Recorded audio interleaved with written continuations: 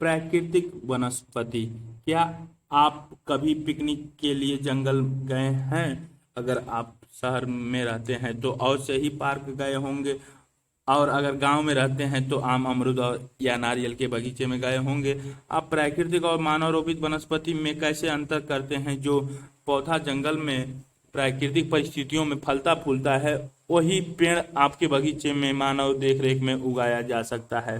प्राकृतिक वनस्पति से अभिप्राय अभिप्राय उस पौधा समुदाय से है जो लंबे समय तक बिना किसी बाहरी हस्तक्षेप के उगता है, और इसकी विभिन्न प्रजातियां वहीं पाई जाने वाली मिट्टी और जलवायु परिस्थितियों में यथासंभव स्वयं को ढाल लेती हैं। भारत में विभिन्न प्रकार की प्राकृतिक वनस्पति पाई जाती हैं। हिमालय पर्वतों पर शीतोष्ण कटिबंधीय वनस्पति उगती हैं। पश्चिमी घाट और अंडमान और निकोबार द्वीप समूह में उष्ण कटिबंधीय वर्षा वन पाए जाते हैं। डेल्टा क्षेत्रों में उष्ण कटिबंधीय वन या मैंग्रोव तथा राजस्थान के मरुस्थल और अर्ध मरुस्थलीय क्षेत्रों में विभिन्न प्रकार की झाड़ियां, कैक्टस और कांटेदार वनस्पति पाई जाती हैं। मिट्टी और जलवायु में विभिन्नता के कारण भारत में वनस्पति में क्षेत्रीय विभिन्नताएं पाई जाती हैं। प्रमुख वनस्पति प्रकार तथा जलवायु परिस्थितियों के आधार पर भारतीय वनों को निम्न प्रकार में बांटा जा सकता है। वन के प्रकार। वनों के प्रकार: पहला, उष्णकटिबंधीय सदाबहार तथा एवं अर्ध सदाबहार वन। अर्ध सदाबहार वन। दूसरा, उष्णकटिबंधीय पर्णपाती वन। तीसरा, उष्णकटिबंधीय कांटेदार वन। चौथा, पर्वतीय वन। पांचवा, वेलांचली व अनूप वन। उष्णकटिबंधीय सदाबहार एवं अर्ध सदाबहार वन। ये वन पश्चिमी घाट की पश्चिमी ढाल पर, उत्तर पूर्वी क्षेत्र की पहाड़ियों पर और अंडमान और निकोबार द्वीप समूह में पाए जाते हैं। ये उन उष्ण और आर्द्र प्रदेशों में पाए जाते हैं जहां वार्षिक वर्षा 200 सेंटीमीटर से अधिक होती है और औसत वार्षिक तापमान 22 डिग्री सेल्सियस से अधिक रहती है। उष्णकटिबंधीय वन सघन और परतों वाले होते हैं जहां भूमि के नजदीक झाड़ियां और बेलें होती हैं। इनके ऊपर छोटे कद वाले पेड़ और सबसे ऊपर लंबे पेड़ होते हैं। इन वनों में वृक्षों की लंबाई 60 मीटर या उससे भी अधिक हो सकती है। चूंकि इन पेड़ों के पत्ते झड़ने व फूल आने और फल लगने का समय अलग अलग है, इसीलिए ये वर्ष भर हरे भरे दिखाई देते हैं। इसमें पाई जाने वाली मुख्य वृक्ष प्रजातियां रोजवुड, महोगनी, एनी और एबनी है। सदाबहार वनचित्र 5.1 के दृश्य में उपस्थित हैं। चित्र भारत प्राकृतिक वनस्पति का। ये चित्र पहला काले रंग वाले, जिसमें वेलाचली व अनूप वन पाए जाते हैं। एक बिंदी वाले पर्वतीय वन हैं जो हल्के रंग वाले हैं, वह उष्णकटिबंधीय कांटेदार वन है। उससे गहरे रंग वाले जो हैं उष्णकटिबंधीय पर्णपाती वन है। सबसे काले रंग से थोड़े हल्के रंग वाले उष्णकटिबंधीय सदाबहार एवं अर्ध सदाबहार वन को प्रदर्शित करते हैं। ये प्राकृतिक वनस्पति भारत के नक्शे में अर्ध सदाबहार वन इन्हीं क्षेत्रों में अपेक्षाकृत कम वाले भागों में पाए जाते हैं। ये वन सदाबहार और अर्धपर्णपाती वनों के मिश्रित रूप हैं। इनमें मुख्य वृक्ष प्रजातियां साइडर, होलक और केले हैं। अंग्रेज भारत में वनों की आर्थिक महत्ता को समझते थे और इसीलिए उन्होंने इनका बड़े पैमाने पर दोहन करना शुरू किया। इससे वनों की संरचना भी बदलती चली गई। गढ़वाल और कुमायूं में पाए जाने वाले ओक के स्थान पर चीड़ के पेड़ लगाए गए जो रेल पटरी बिछाने के लिए आवश्यक थे। चाय, कॉफी और रबड़ के बागान लगाने के लिए भी वनों को साफ किया गया। लकड़ी ऊष्मारोधक होती है, लेकिन अंग्रेजों ने इसका प्रयोग इमारत निर्माण में भी भरपूर मात्रा में किया। इस तरह से संरक्षण को भूलकर वनों का व्यापारिक इस्तेमाल शुरू हुआ। उष्णकटिबंधीय पर्णपाती वन। भारतवर्ष में ये वन बहुत यात्रा में पाए जाते हैं। इन्हें मानसून वन भी कहा जाता है। ये वन उन क्षेत्रों में पाए जाते हैं जहां वार्षिक वर्षा 70 से 200 सेंटीमीटर होती है। जल उपलब्धता के आधार पर इन वनों को आर्द्र और शुष्क पर्णपाती वन में विभाजित किया जाता है। जो चित्र 5.1 में पर्णपाती वन का ये दृश्य दिखाया गया है। आर्द्र पर्णपाती वन उन क्षेत्रों में पाए जाते हैं जहां वर्षा 100 से 200 सेंटीमीटर सेंटीमीटर होती है। ये वन उत्तर पूर्वीय राज्यों और हिमालय के गिरिपद, पश्चिमी घाट के पूर्वीय ढालों और उड़ीसा में उगते हैं। सागवन, साल, शीशम, हुर्रा, महुआ, आंवला, सेमल, कुसुम और चंदन आदि प्रजातियों के वृक्ष इन वनों में पाए जाते हैं। शुष्क पर्णपाती वन देश के उन विस्तृत भागों में मिलते हैं जहां वर्षा 70 से 100 सेंटीमीटर होती है। आर्द्र क्षेत्रों की और ये वन आर्द्र पर्णपाती और शुष्क क्षेत्रों की ओर कांटेदार वनों में मिल जाते हैं। ये वन प्रायद्वीप में अधिक वर्षा वाले भागों और उत्तर प्रदेश व बिहार के मैदानी भागों में पाए जाते हैं।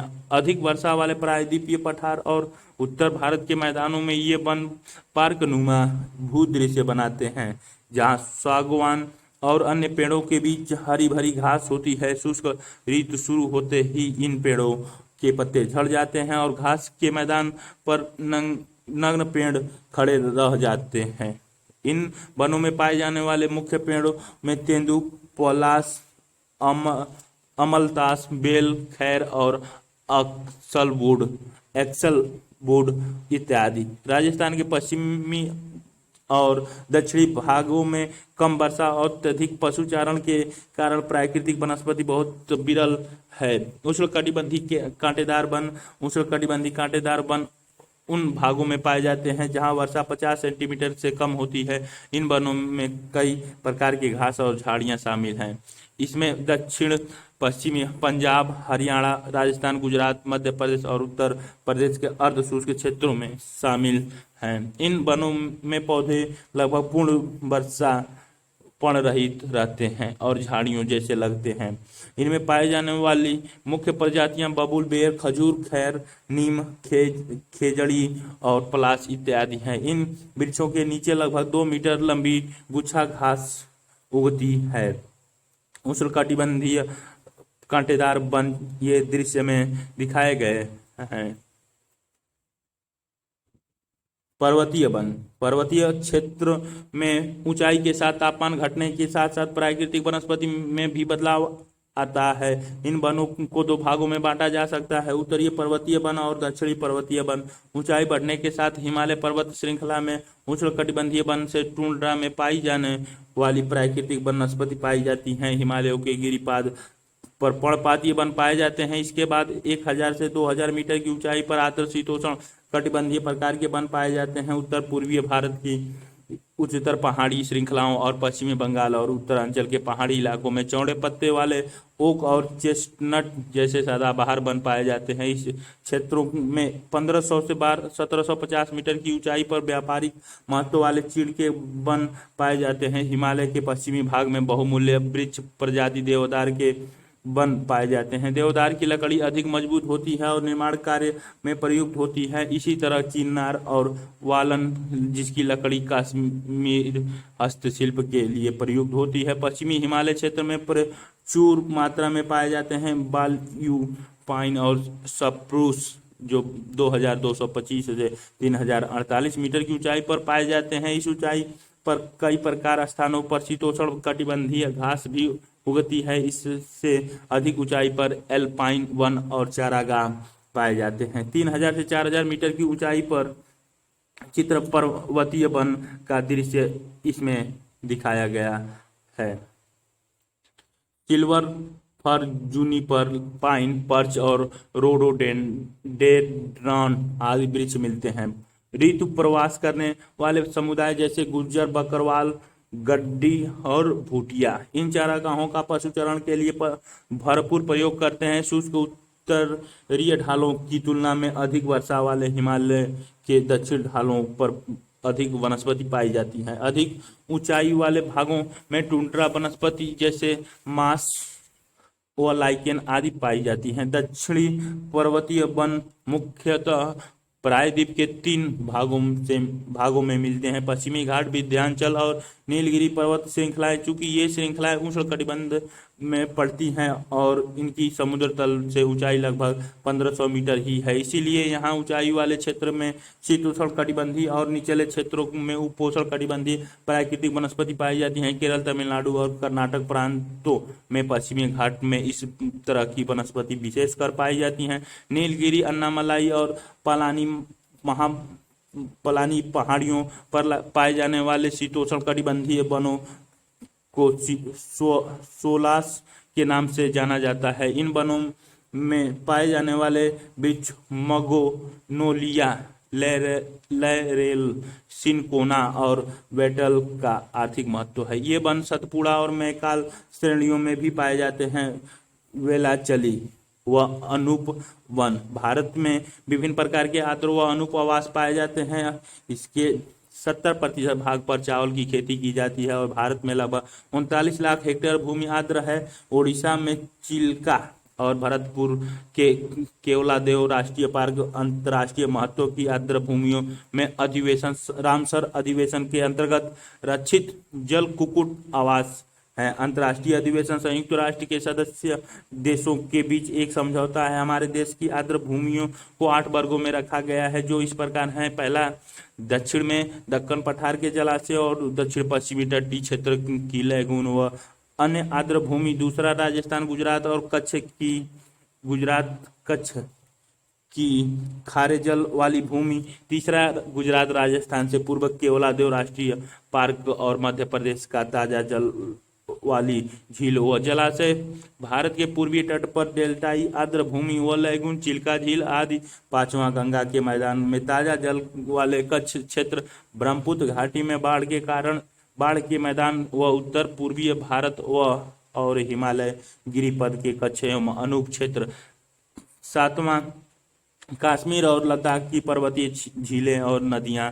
आठवां, अंडमान और निकोबार द्वीप समूह के द्वीप चापों के मैंग्रोव वन और दूसरे आर्द्र क्षेत्र। मैंग्रोव लवण, कच्छ, ज्वारीय, सांकरी, खड़ी पंख मैदानों और ज्वारनदमुख के तटीय क्षेत्रों पर उगते हैं। इसमें बहुत से लवण से न प्रभावित होने वाले पेड़ पौधे होते हैं। बांधे जल व ज्वारीय प्रवाह की सकरी खाड़ियों से आड़े तिरछे ये वन विभिन्न किस्म के पक्षियों को आश्रय प्रदान करते हैं। भारत में मैंग्रोव वन 6740 वर्ग किलोमीटर क्षेत्र में फैला है, जो विश्व के मैंग्रोव क्षेत्र का 7% है। ये अंडमान और निकोबार द्वीप समूह व पश्चिमी बंगाल के सुंदरबन डेल्टा में अत्यधिक विकसित हैं। इसके अलावा ये महानदी गोदावरी और कृष्णा नदियों के डेल्टाई भाग में पाए जाते हैं। इन वनों में बढ़ते अतिक्रमण के कारण इनका संरक्षण आवश्यक हो गया है। मैंग्रोव मानचित्र 5.6 में प्रदर्शित है। भारत में वन आवरण राजस्व विभाग से प्राप्त आंकड़ों के अनुसार भारत में 23.28% भाग पर वन है। उल्लेखनीय यह है कि आंकड़ों के अनुसार वन क्षेत्र और वास्तविक वन आवरण अलग अलग है। वन क्षेत्र राजस्व विभाग के अनुसार अधिसूचित क्षेत्र हैं, चाहे वहाँ वृक्ष हो या न हो, जबकि वन आवरण प्राकृतिक वनस्पति का झुरमुट है और वास्तविक रूप से वनों से ढका है।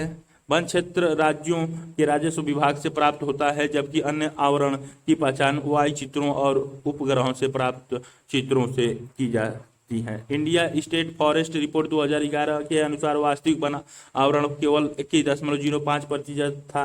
उनमें से 12.29% भाग पर सघन वन और 8.75% पर विवरित वन पाए जाते हैं।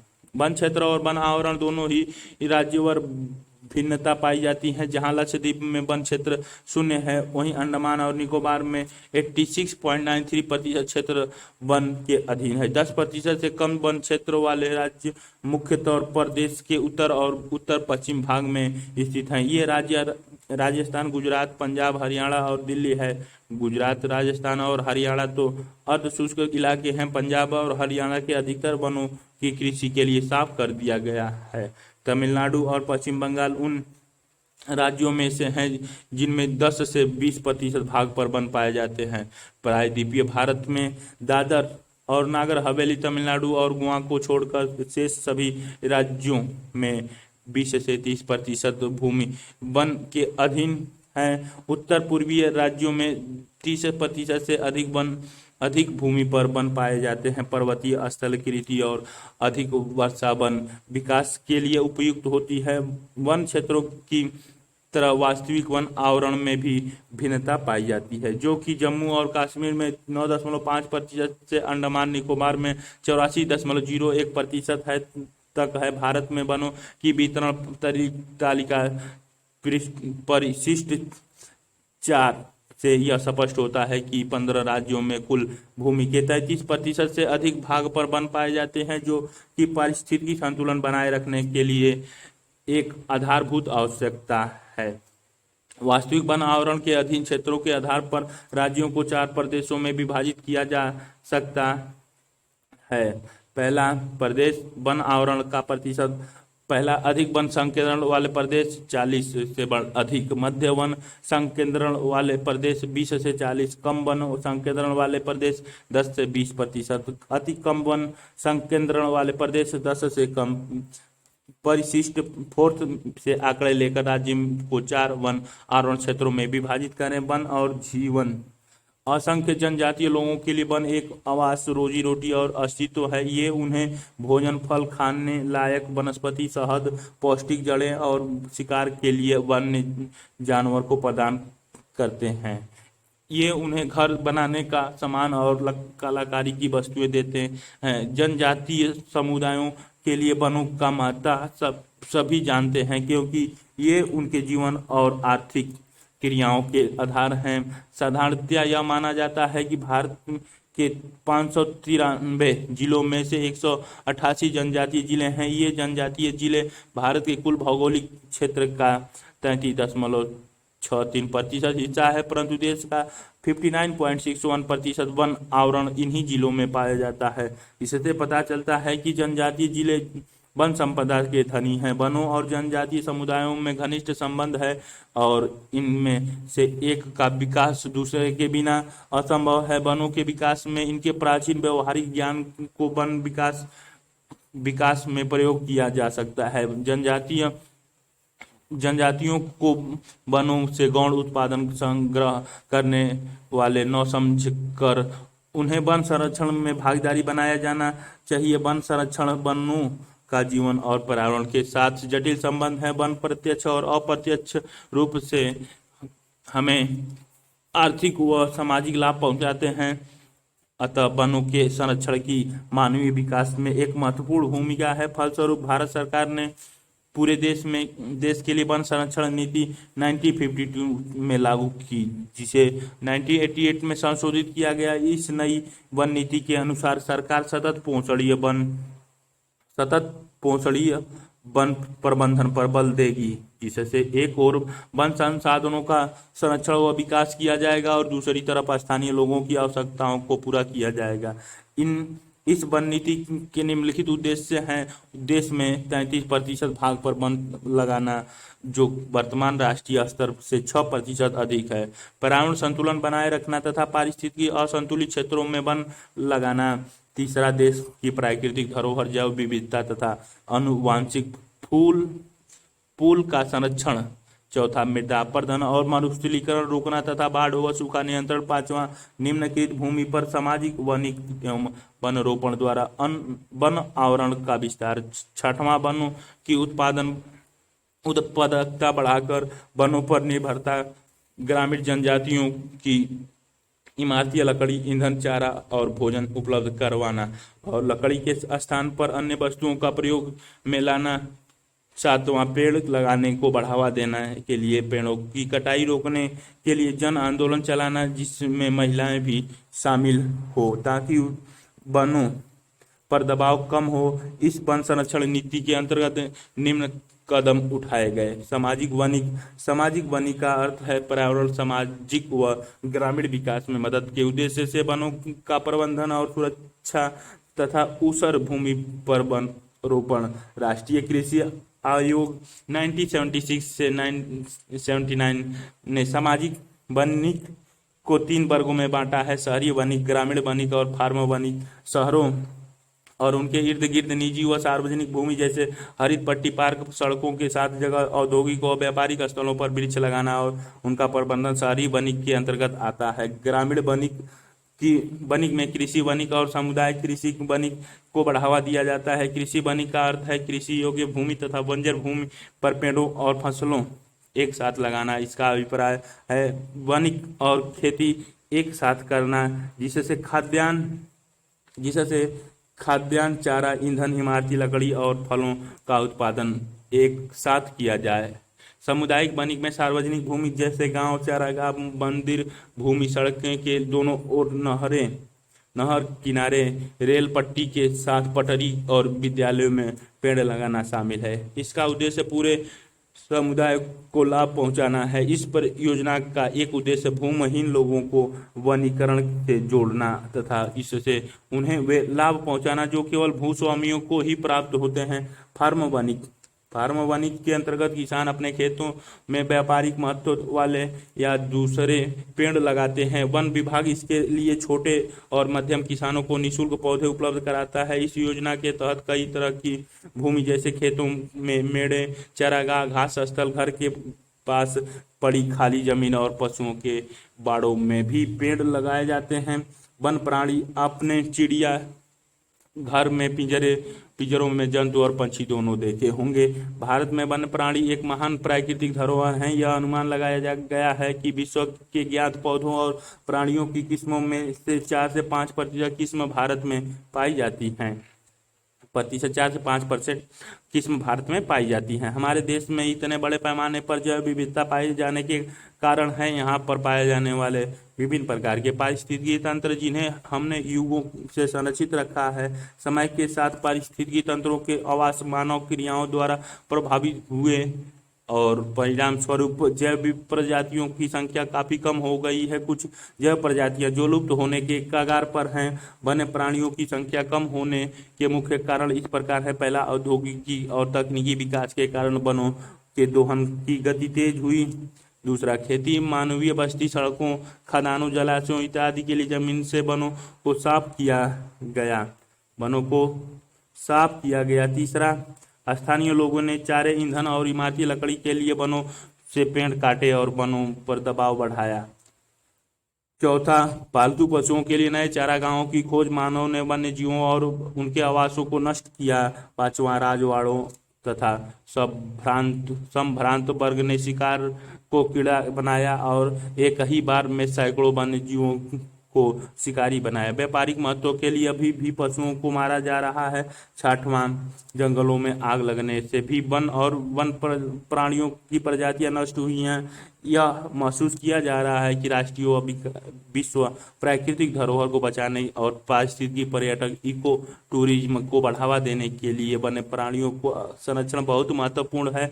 इस दिशा में सरकार ने क्या कदम उठाया है? भारत में वन्य प्राणी संरक्षण। भारत में वन्य प्राणियों के दबाव की परिपाटी बहुत पुरानी है। पंचतंत्र और जंगल बुक इत्यादि की कहानियां हमारे वन्य प्राणियों के प्रति प्रेम का उदाहरण प्रस्तुत करती है। इनका युवाओं पर महत्वपूर्ण प्रभाव है। वन प्राणी अधिनियम 1972 में पास हुआ जो वन्य प्राणियों के संरक्षण और रक्षण की कानूनी रूपरेखा तैयार करता है। उस अधिनियम के 2 मुख्य उद्देश्य हैं। अधिनियम के तहत अनुसूची में सूचीबद्ध संकटापन्न प्रजातियों को सुरक्षा प्रदान करना तथा नेशनल पार्क, पशु विहार जैसे संरक्षित क्षेत्रों को कानूनी सहायता प्रदान करना। इस अधिनियम को 1991 में पूर्णतः संशोधित कर दिया गया, जिसके तहत कठोर सजा का प्रावधान किया गया। इससे कुछ पौधों की प्रजातियों को बचाने तथा संकटापन्न प्रजातियों के संरक्षण का प्रावधान है। देश में 103 नेशनल पार्क और 535 वन प्राणी अभयारण्य हैं। परिशिष्ट 5 वन प्राणी संरक्षण का दायरा काफी बड़ा है और इसमें मानव कल्याण की असीम संभावनाएं निहित हैं। यद्यपि इस लक्ष्य को तभी प्राप्त किया जा सकता है जब हर व्यक्ति इसका महत्व समझे और अपना योगदान दे। यूनेस्को के मानव और जीवन मंडल योजना मैन एंड बायोस्फीयर प्रोग्राम के तहत भारत सरकार ने वनस्पति जात और प्राणी जात के संरक्षण के लिए महत्वपूर्ण कदम उठाए हैं। प्रोजेक्ट टाइगर 1973 और प्रोजेक्ट एलिफेंट 1992 विशेष योजनाएं इन जातियों के संरक्षण और उनके आवास के बचाव के लिए चलाई जा रही है। इनमें से प्रोजेक्ट टाइगर 1972 में चलाई जा रही हैं। इसका मुख्य उद्देश्य भारत में बाघों की जनसंख्या का स्तर बनाए रखना है, जिससे वैज्ञानिक, सौंदर्यात्मक, सांस्कृतिक और पारिस्थितिकी मूलक बनाए रखे जा सकें। इससे प्राकृतिक धरोहर को भी संरक्षण मिलेगा, जिसका लोगों को शिक्षा और मनोरंजन के रूप में फायदा होगा। शुरू में यह योजना 9 बाघों नीचेयों आरक्षित क्षेत्रों में शुरू की गई थी और ये 16,339 वर्ग किलोमीटर पर फैली थी। अब यह योजना 44 करोड़ बाघ नीचेयों में चल रही है। इनका क्षेत्रफल 36,988.28 वर्ग किलोमीटर है और 17 राज्यों में व्याप्त है। देश में बाघों की संख्या 2006 में 1411 से बढ़कर 2010 में 1706 हो गई। चित्र में अपने प्राकृतिक आवास में हाथी ये दृश्य में दिखाई गई हैं। यह योजना मुख्य रूप से बाघ केंद्रित है, परंतु फिर भी पारिस्थितिक तंत्र की स्थिरता पर जोर दिया जाता है। बाघों की संख्या का स्तर तभी ऊंचा रह सकता है जब पारिस्थितिकी तंत्र के विभिन्न पोषण स्तरों और इसकी भोजन कड़ी को बनाए रखा जाए। इसके अलावा भारत सरकार द्वारा कुछ और परियोजनाएं जैसे मगरमच्छ प्रजनन परियोजना, हुगली परियोजना और हिमालय कस्तूरी मृग परियोजना भी चलाई जा रही है। जीवमंडल नीचे आरक्षित क्षेत्र विशेष प्रकार के भौमिक और तटीय पारिस्थितिकी तंत्र हैं, जिन्हें यूनेस्को के मानव और जीव मंडल प्रोग्राम MAB के अंतर्गत मान्यता प्राप्त है।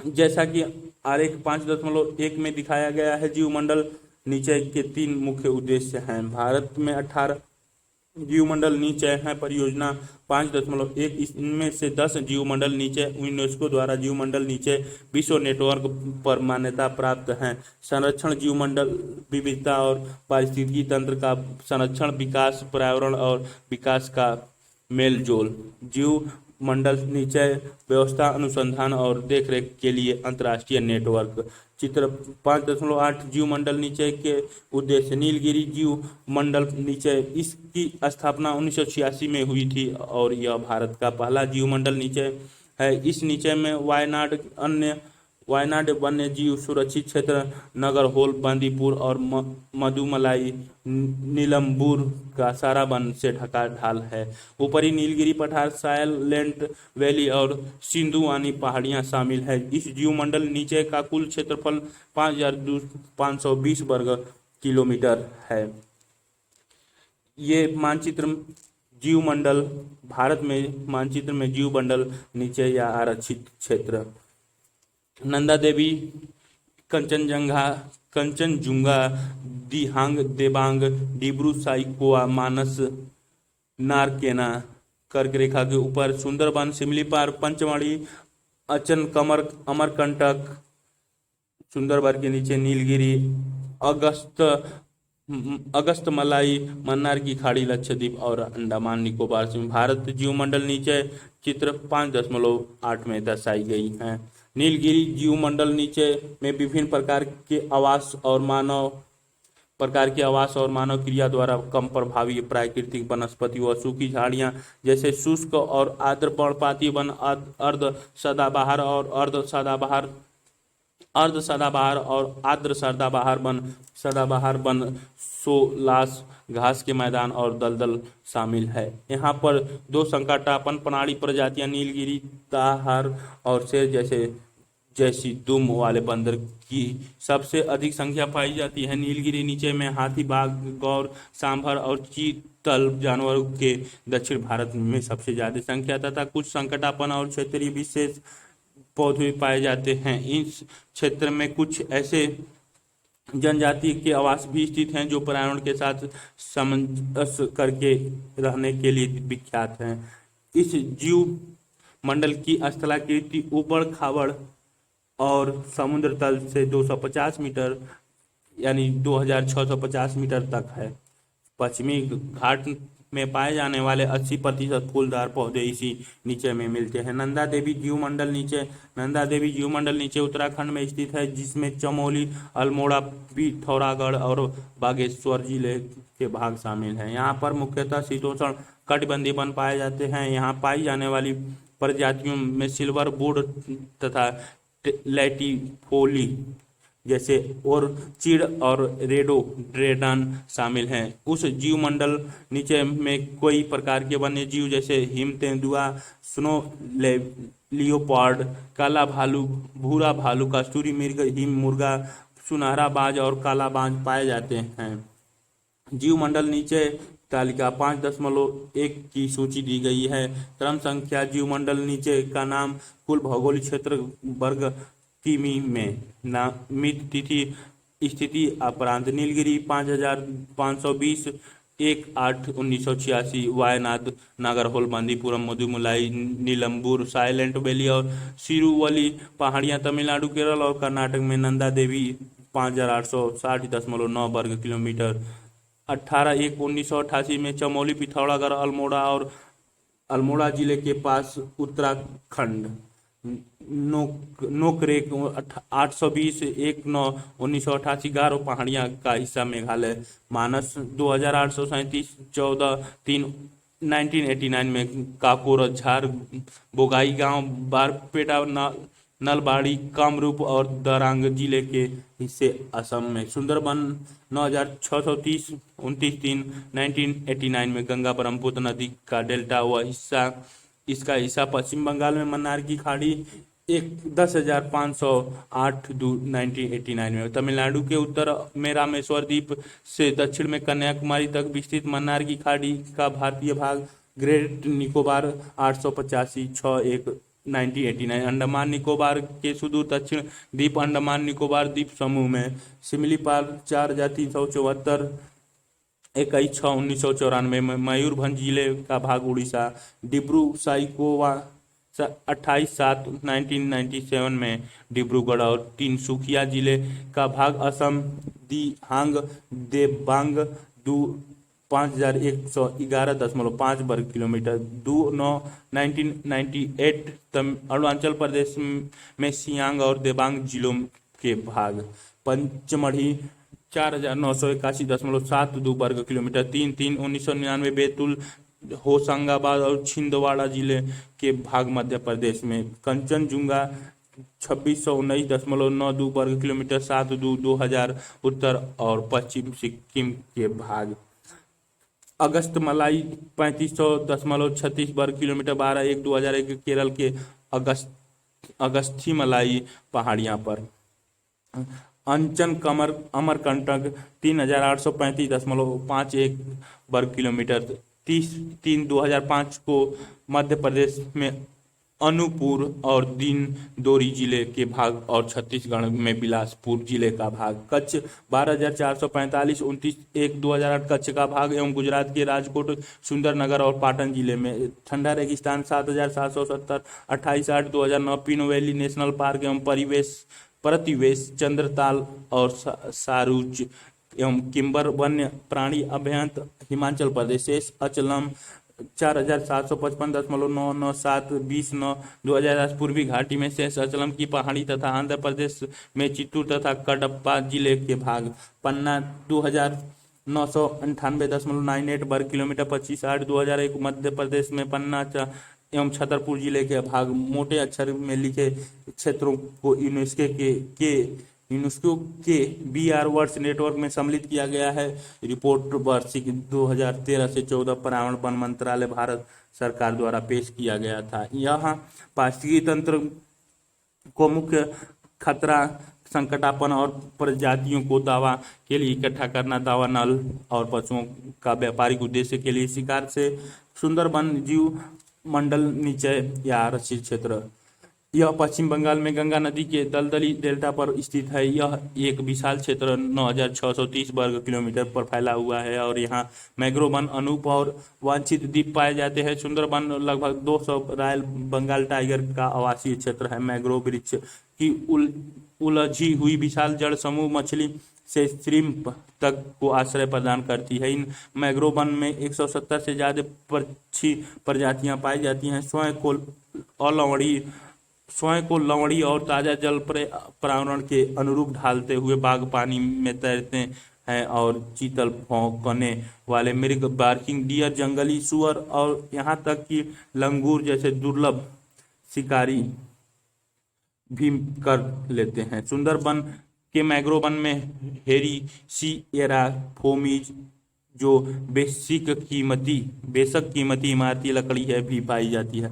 मन्नार की खाड़ी का मन्नार की खाड़ी का जीवमंडल नीचे लगभग 1,05,000 हेक्टेयर क्षेत्रफल में फैला है और भारत की दक्षिण पूर्वी तट पर स्थित है। समुद्री जीव विविधता के मामले में यह क्षेत्र विश्व के सबसे धनी क्षेत्रों में से एक है। इस जीवमंडल नीचे में 21 द्वीप हैं और इन पर अनेक ज्वारनदमुख, पुलिन, तटीय पर्यावरण के जंगल, समुद्र घास, प्रवाल द्वीप, लवणीय अनुभव, मैंग्रोव पाए जाते हैं। यहाँ पर लगभग 3600 पौधे और जीवों का संकटापन्न प्रजातियां पाई जाती हैं, जैसे समुद्री गाय डोगेन। इसके अतिरिक्त भारतीय प्रायद्वीप क्षेत्रीय विशेष की 6 मैंग्रोव प्रजातियां भी संकटापन्न हैं।